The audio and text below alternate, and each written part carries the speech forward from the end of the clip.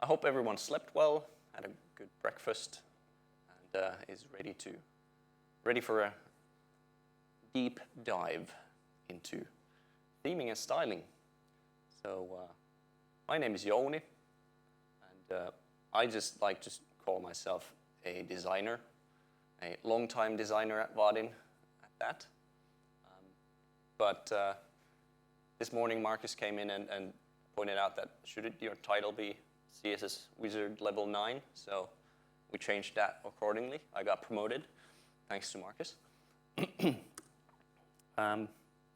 Anyway, this session, I'll be stupid enough to do a lot of live coding, so wish me luck and point out any obvious mistakes that I'm going to make along the way. Bear with me. And also a minor note that I don't consider myself a real Java developer, so excuse me for all the obscenity if you notice me doing some, I don't know, really ugly Java code along the way. That's not the main topic of the event, so I think that's going to be just fine. So close your eyes if you must on those parts. Yeah, so before we go into our dive, maybe I'll give some brief instructions how to survive down there in the depths of theming and styling. So what have we've been talking about? So, well, luckily for me, even though I may suck at Java, I know something about styling and CSS. And yeah, that's what styling is really all about. So it's kind of anything related to the appearance of your app. So any and all CSS, practically. Or that's at least how I define that. I just wanted to clear these up. And what I usually refer to as a theme or theming is the more high-level visual style of your app. So you could maybe say that it's the design part of your design system. So the decisions, what you make in your design system. So most often that defines the colors, fonts, icons, shapes, sizing, spacing, shadows, etc. And then how those are applied across your components in your application. So we'll touch most of this stuff in this session, at least briefly, how to customize them. But before jumping into live coding, just briefly, if there are members in the audience who haven't done any theming or styling before, maybe let's do a quick raise of hands. Who has styled their app? I would say that's 90% almost, maybe even more. So no newbies, complete newbies, but I'll briefly go through a quick recap what we're talking about. So theme annotation, I assume this is familiar to most, so it's just a convenient way to reference or include style sheets and resources into your app. So there's, well, in Java, both Hilla and Vaadin, you add the theme annotation, give it a folder name, and then in that main style sheet, you can then import other style sheets and resources like fonts, for example. Then you have the more long-standing CSS import annotation that you can import then standalone style sheets. So you might want to structure a style sheet slightly differently in certain cases. So even though this main style sheet works, you can import all your styles there. Perhaps you want to package your theme as a reusable theme and share with some other team in your organization, or even publicly. So maybe in those cases, you don't want to package all of your view-specific styles into that theme, so you might want to split those out, and then you could use the CSS import annotation to bring those in. So actually, at this point, I want to break off into coding slightly live. So I have this small app that I downloaded from Vaadin Start with 3 different views, all standard templates from Vaadin Start, and then the standard structure here for the theme. with the main style sheet, which is actually importing all those view-specific styles. So what I'm going to do here is actually go into this views folder. I'm just going to pull that out from the themes folder, out into the front-end folder, and then we're going to go to each individual view. And up here, add the CSS import annotation and reference the correct style sheet. So I'll just save that.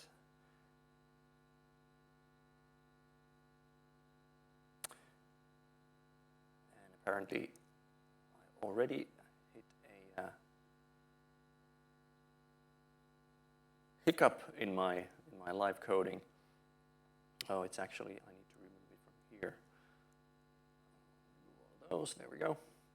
So we're only gonna leave the main layout there for now. Yeah, dashboard view, we got that covered, but now all the other views are broken, so let's fix those. Feed view, same thing here.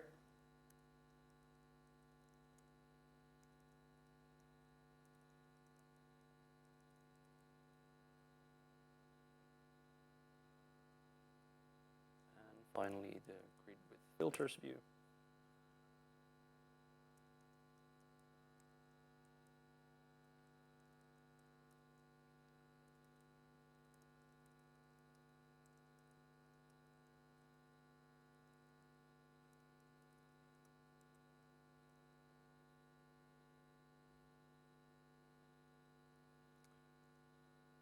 All right.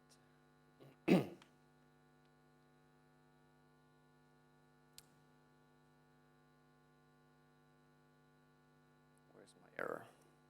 What did I miss?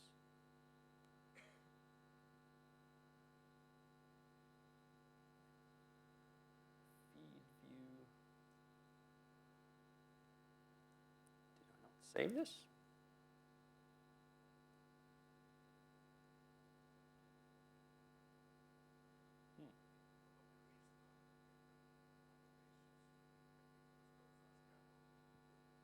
No, I mean, the other views worked fine. So that's why I'm not unsure, but let's see. Let's do a quick restart. Yeah, it's probably the tooling. Okay, get back there. Yep. We're just gonna accept this as a fact that sometimes you just have to turn it off and on again. Actually happened with the projector setup this morning a bunch of times before it actually started working without actually changing anything. That's the nature of tech at some points. Yes, so like we can see here, so with these annotations, you can reference stuff from the front-end folder. So like we move these directly under the front-end folder here, so there. So it's relative to that folder, which is quite convenient, and then you can use the same reference in your Hilla views or React views if you want to, so you can share the same style sheets across multiple view implementations if needed. So that's quite nice. All right, so then quickly, theme variants. These are probably also very familiar to you. So sometimes you don't need to write any CSS at all, so that's nice. So these are built in Lumo, in the Lumo theme. So maybe we could quickly take a look at the documentation. See what I'm talking about. Let's go to grid. And then each, well, I'm not actually sure if all the components have document them on their styling tab. Maybe they are on the main page, but for grid they are actually here, theme variants. And yeah, actually I wanted to change the grid with filters view. This grid here, I wanted to do some minor customizations to that. So let's do that. So grid with filters view, and let's find where the grid is. How does that get defined? Is it up here already?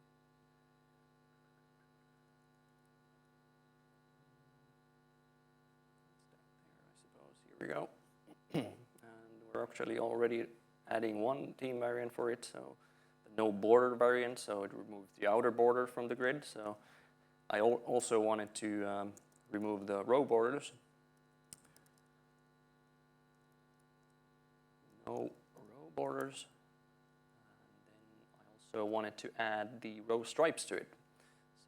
So row stripes.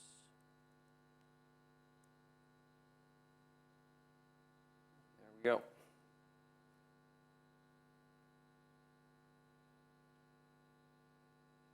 Maybe even just for fun, let's add the column borders. So you can see that you can just mix and match these as you want. So we get the vertical dividers here in the grid as well. So that's basically theme variants, and for Hilla views, it's just a theme attribute, and then you use the normal string versions of these. Does Satu know, do we actually have autocomplete for these? Yes, in Hilla, do we have autocomplete? Yeah, so.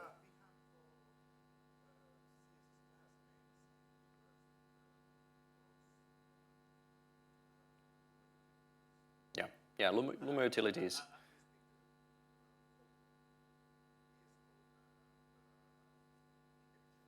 Yeah, so you just have to check the documentation for Hilla views with these theme variants and pray to your developer gods that you don't make any typos. And well, class names, the bread and butter of CSS, kind of one of the workhorses in front-end web development. Straightforward. Special case of those are the utility classes. So these are, in my opinion, very useful for layouting and typography needs. Not sure if I would use them a lot for anything else, but those two, they fit very nicely. And well, especially if it's a one-off case and that you don't need to make it reusable. But if you do need to make it reusable, then you would package it as a component rather than go ahead and duplicate all the same lines of utility classes in multiple places. Let's say you build like some kind of view header in your app. I wouldn't copy paste the same code across all the views. I would package that as a component instead. Well, let's say here, for example, we have a app name, which likely appears just once in your app, so no need to make that into a component. It's fine to just slap a few utility classes on it and call it a day. Inline styles, maybe slightly frowned upon, that, and maybe the general rule is that try to avoid these as much as possible, but sometimes necessary. And but when you actually you end up using them, I would maybe, as a best practice, recommend that instead of setting these standard CSS properties, you would define your own CSS custom properties instead and set whatever value that you want to set. So usually you use inline styles for dynamic cases, styles that are driven by data or some values that are coming from a database. So instead of setting a standard CSS property, I would recommend setting a custom property instead, which gives you more options than actually in your style sheet. Well, this of course then requires you to write some more CSS. So maybe it's not for those quick and dirty hacks, but you can do something like this, for example. If you have a single hex color in your database, you can set a custom property, or that value as a custom property, and then in your style sheet, you can, for example, set the text color to be that exact color from the database, and then use a slightly different color, but derived from that same color as the background. So here we're taking that same color, but reducing the opacity to 10%, basically. We're going to get to the OK LCH syntax later on in more in depth. Then quickly about Shadow DOM. Those who've used Vaadin for a longer time, you might remember that there was this magical components folder where you could put specially named style sheets to inject styles into the Shadow DOM of components, but that's no longer really recommended. So you should avoid that and instead rely on the part selector. This is probably old news for many of you, but anything you can do with the Shadow DOM styles, you can actually do with part selectors now. So there's a question. Okay, we can take questions quickly. Is there an easy way to migrate? I don't think so. I mean, you're going to have to just rewrite those selectors for now. I think it might be possible to automate, but we haven't built any tools for that now. But yeah, if there's something that you need to do with Shadow DOM styles, then it's likely something that you shouldn't be doing, because you're touching some internal implementation details of the components. So let's jump into code for a moment and go to styles. And let's create a new style sheet here. Let's call it input fields. And we're going to import it here.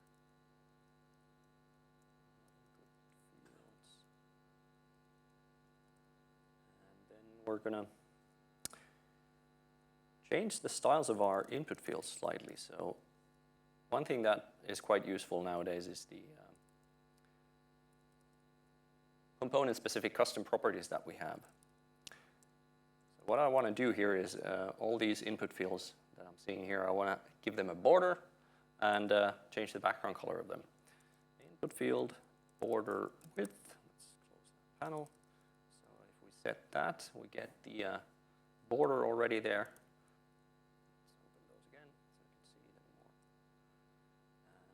We'll also change the color, so input field border color, and we're going to use a low contrast color for that. Let's say 20%, make it slightly, sorry, there we go, not so strong. And then background, we're going to set this to base color, so it's going to be the same as the background color. There we go. I might come back to this once we are implementing our dark theme. But let's see. I think that's good enough for now. But one thing that I would also like is, you see how the focus outline is only visible when I actually use the keyboard? If I click on them, I don't get the outline. So this is one of these maybe questionable decisions that I made way back when I created Lumo. But if you really want to fix this, it's going to require a bit more than just CSS custom properties. So I'm going to actually go into my project that I already implemented this in. I'm just going to copy this to save us some time. Put it here. Then just go through what's happening here. So unfortunately, we don't have an easy way to select all the different variants of our input components. So I have to build this list of all the components that I want to affect. I'm using this is pseudo class selector here, so that I don't have to repeat this part for each of these again. So this is a convenient way to kind of combine these or group these and then add more modifiers to that selector after that. So we're going to take the focus state of all those components, which means that also when it's focused with the mouse or a pointer. And then we're going to target the part inside that component, which is named input field. And then we're going to set the box shadow, which we're currently using for the focus outline. And setting the same styles as we are internally in the components using.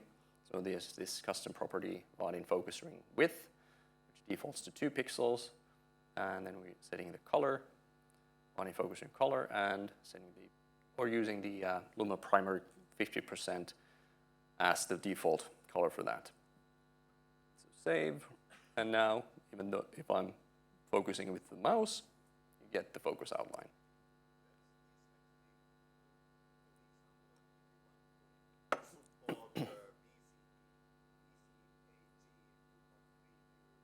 Oh yes, this is an accessibility requirement in WCAG, so the legislation might actually require this, so might be good to check if you need to. All right, there's these checkboxes that I also would like to change, so let's go ahead and... Okay, quickly.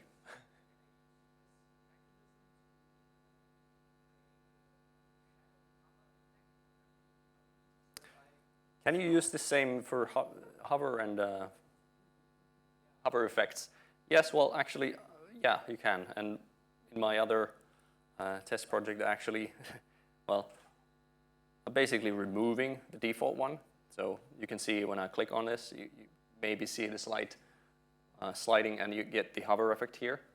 When I'm hovering over, you get the darker color. So you can do this also. So same.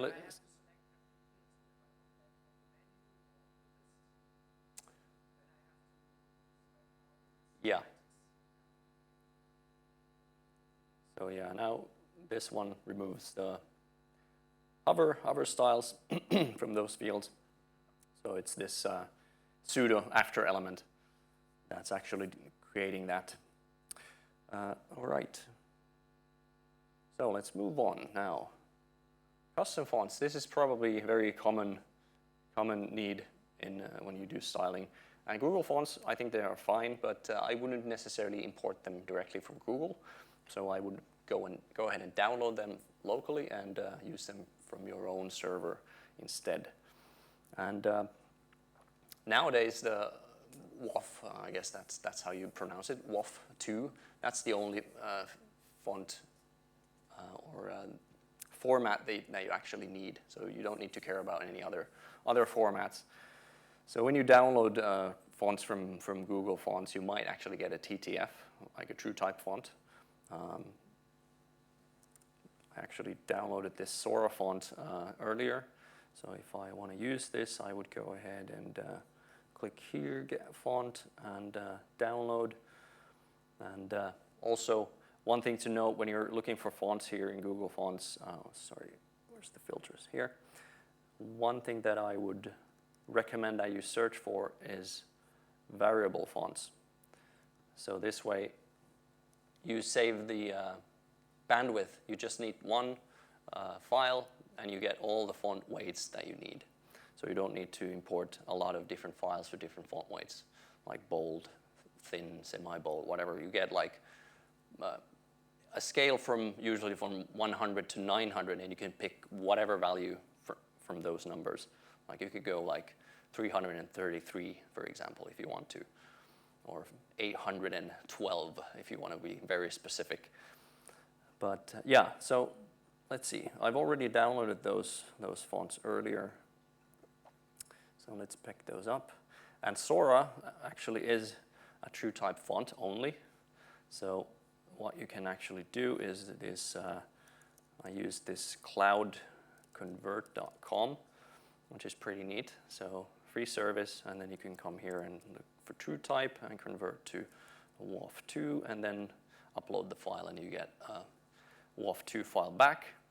Not sure if if you want to send your own company proprietary fonts here, but there are also command line tools that you can use to convert fonts to different formats. Anyway, let's go here, pull in our font here. So let's actually create a folder here, call it fonts, put that in there, and I'm going to rename that just to Sora, make it easy. And then usually what I do is I create the same named file here, Sora CSS, and I'm going to cheat again and just copy that from here So this is how you define the font face declaration. And here, maybe the interesting part is this variable font definition here. That this particular font has a range from 100 to 800. So you need to check the font specification, what values go in there. And then we're going to go to styles.css and we're going to import that. Fonts and Sora. And then we're going to use that here. Lumo font family, Sora. And you usually want to have some fallbacks as well if for some reason your font doesn't download. But there we go. So if I toggle that on and off, you can see the font changing. All right.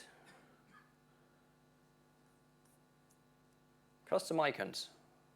Just briefly, maybe this is very straightforward, but you can place the icons also in the theme folder. That's the most convenient way, and I would recommend SVG icons always over font icons, as they do render with more consistency across all platforms. So in Flow, you would use the SVG icon component, and in Hilla or React Views, we have the icon component. And you can use the same path in both to refer to your icon in the theme folder. Built-in component icons are slightly different because they are using font icons and they are internal in the shadow DOM of the components. So what I usually do if I want to customize those, I use a mask image in CSS. It's a bit of a mouthful, try and say what it does, but it's a data image, and then you define the format that you're using and the character set. So let's actually do that for now. Then one icon set that I'm often using is this hero icons, which is MIT licensed. So I go here, and actually let's look for a calendar. So if we want to use this one, I'm going to copy the SVG. And then we're going to go here, and we're going to do Vaadin date picker and part toggle button. That's the part that defines this icon here. Oh, come on. And it's actually I think it's the after element where it's defined. So there's the toggle button, and yeah, it's the before element, pseudo element that actually contains the icon in the built-in theme. But since we're using a mask image, we can actually just set it on this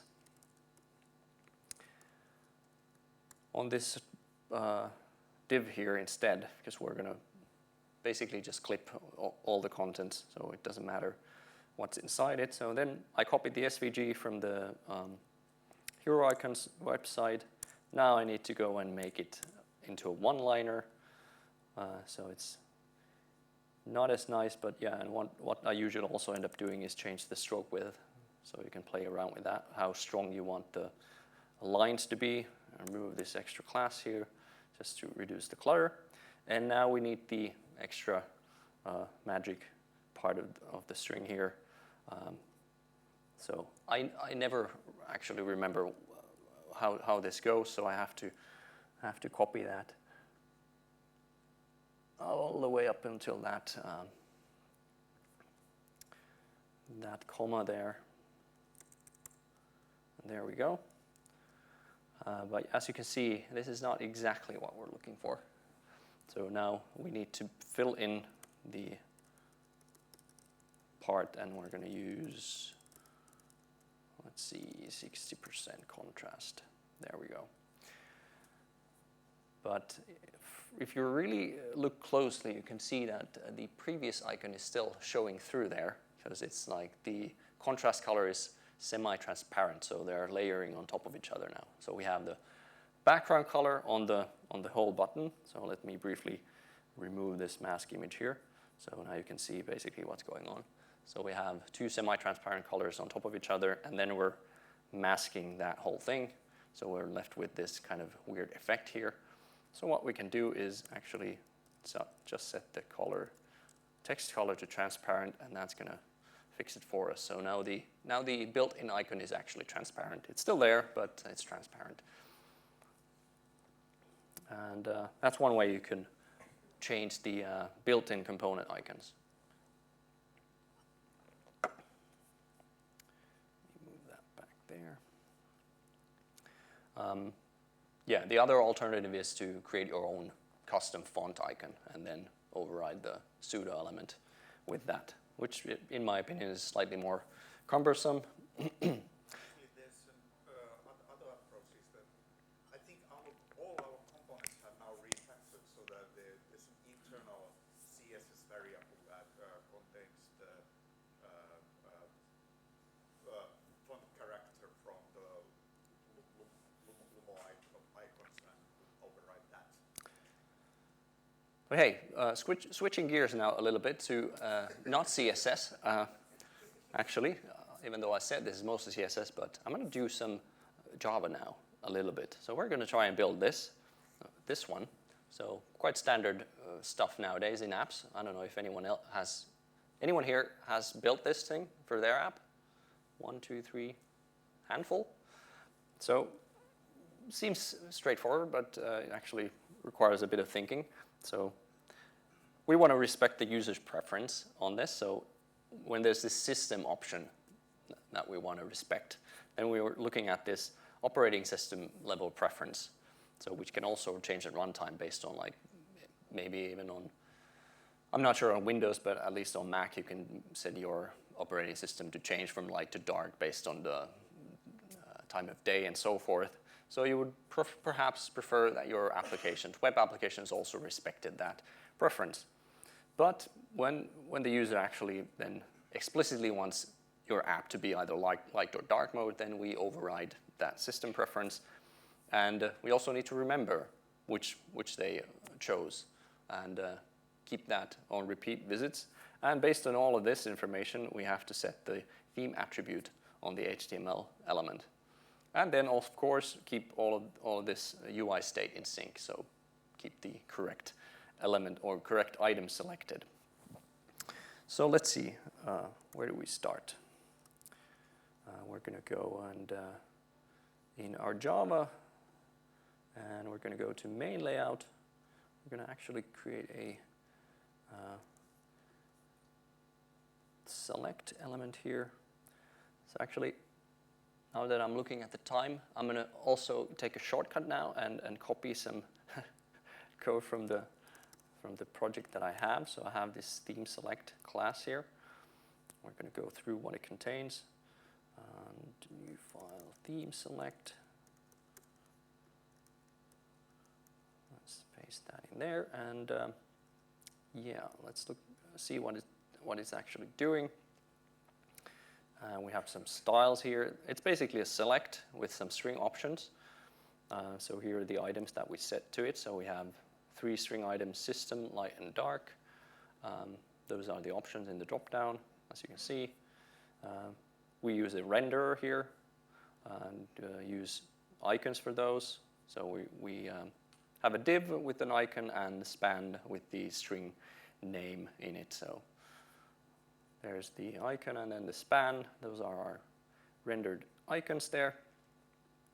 Let me copy over those styles also quickly.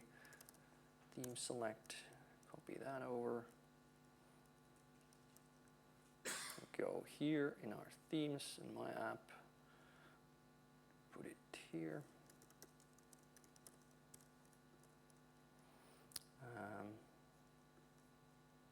Actually, I had it in the components folder, but let's change that. And what else do I show from here? So whenever we instantiate this component, we're going to have to go to the client side and check the local storage if a theme is already set, if the user has already made an explicit decision what theme they want to use. So ideally, or maybe this component is better suited as a pure client-side component, but I actually just wanted to see if I can build this as a flow component. But then you just need to do a little bit of server or client-server communication back and forth. And I'm using the execute.js method here to run this piece of JavaScript. So checking if there's a local store item called theme, and if not, then we'll revert back to the system value, and we're going to set the selects value to whatever we got back from the client side. And then kind of the opposite direction, whenever we change a value from the select, we want to go back to the client and send the value that we chose. So we're going to go to see if the system or the theme that the user selected was the system theme, and we're going to remove the preference from local storage. Otherwise, we're going to store that value there. And then call this client-side method that I haven't yet defined, but we'll do that next. But this basically then updates the HTML attribute, theme attribute value on the client side. So how do we do that then? So we're actually going to go and open our index.html file. So this is what Vaadin creates for you automatically. And we can create a script tag here. And I'm going to copy that also from here.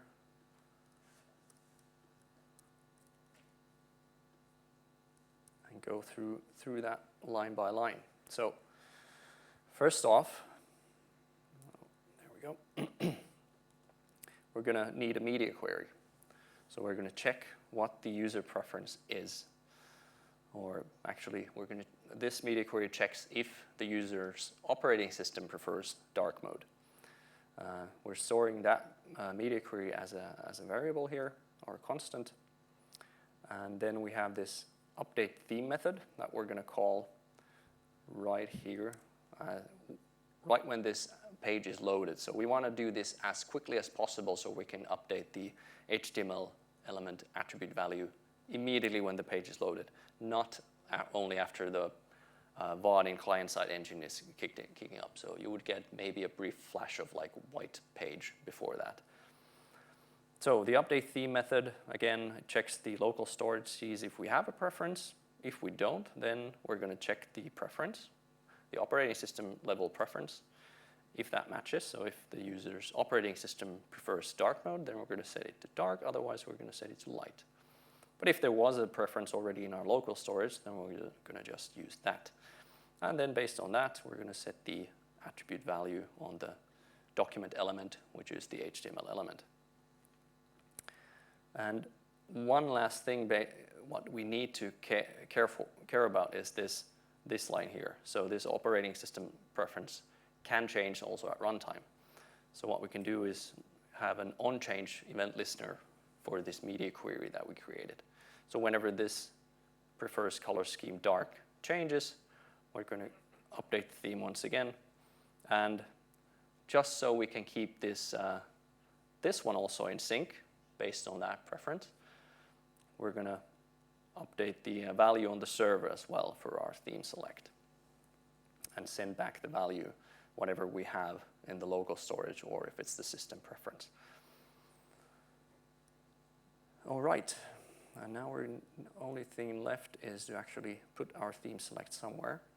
And I'm going to put it here in the header.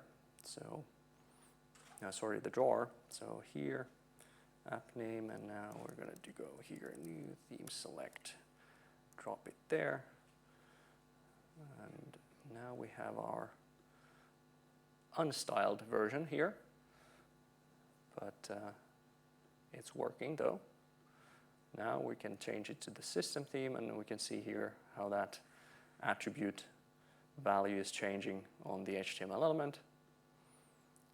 And if we go to, we can actually emulate this from the web inspector, the operating system level preference, so we can choose here that we prefer the dark version. And as you can see, now it's updating. And same for light mode. If my operating system actually was running in dark mode, I could force it to light here in the browser only. But yeah, I'm missing all the icons here, so I could maybe copy them over. So I have them, where do I have them? Themes, icons, copy. copy the whole thing. So these are, again, icons that I copied from Hero Icons. There we go. Let's see. Well, I don't think that's the most important part of this demonstration, so we're going to just call it a day with that one. Let's see. I'm running dangerously low on time, so I won't be able to cover all the things that I planned, unfortunately. Shame on me for not actually timing this properly. But yes, did you know that size matters? Well, I'm here to tell you that yes, size matters. This is not a distraction. So maybe you've noticed that sometimes your application, the sizes of controls doesn't look the same on desktop and on mobile. So by default, the pixel density on most mobile phones is slightly larger than on laptops or desktops. So you might want to increase the size of those on touch devices. And that's quite easy to do actually with this media query pointer coarse. Coarse means like it's a very unprecise pointer that you're using, so your finger basically. And with that media query, you can then use these Lumo size custom properties and change the sizing of your buttons, input controls, and so forth. So I'm going to quickly do that also here and copy that from here. So what I actually have here running on the side is a simulator running an iPhone 15 Pro here. And let's change the view to this grid and filters view and open up the filters here so you can see the effect better. So now it's actually running the same sizes as on desktop, but now when we change those, we get slightly larger touch targets on these finger pointer devices, which is quite nice because actually Apple has this recommendation that all your buttons, the minimum size should be like 44 pixels, and I think Google and Android have similar recommendations. And the default sizing of Lumo is actually 36 pixels, so it's slightly small. It's harder to hit those buttons with your fingers, so this is quite handy, this media query. Similarly, font sizes, you could also want to change those. So by default, they also look quite small, perhaps, on touch devices. So you might want to adjust the sizing. And there's also this other media query that you can use. So I chose to use a resolution-based media query. So if the resolution is minimum like 3x, which maps to these modern iPhones, then we can change these font size properties and increase our font sizes a little bit. So let's see, go back to the dashboard screen here, and again, copy some styles from here. Typography. Let's see, I actually have two sets of properties here. And so the default Lumo theme actually tries to cover both desktop and mobile versions. So it's kind of in this weird middle ground. So it's a bit large on desktop and slightly small on touch devices. So what I might recommend to do is by default just reduce the sizing a little bit, and then for these touch devices increase the sizing. So let's see, there we go. Now let's do that once more. Paste it in. It's actually reducing the size a little bit because I chose font sizes that are slightly smaller than the default Lumo font sizes. But now they are, if I go here in the simulator and put it to physical size, They are, well, not exactly. I think I've zoomed in this upon a little bit, so there we go. So, well, not entirely the same sized, but I'm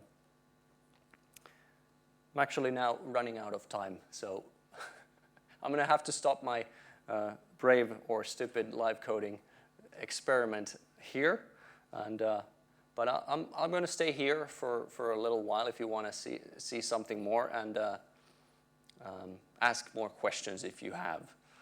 But for anyone who wants to take a break, now is the time. 15 minutes, and next sessions will start. Thanks for your attention, and enjoy the rest of the day.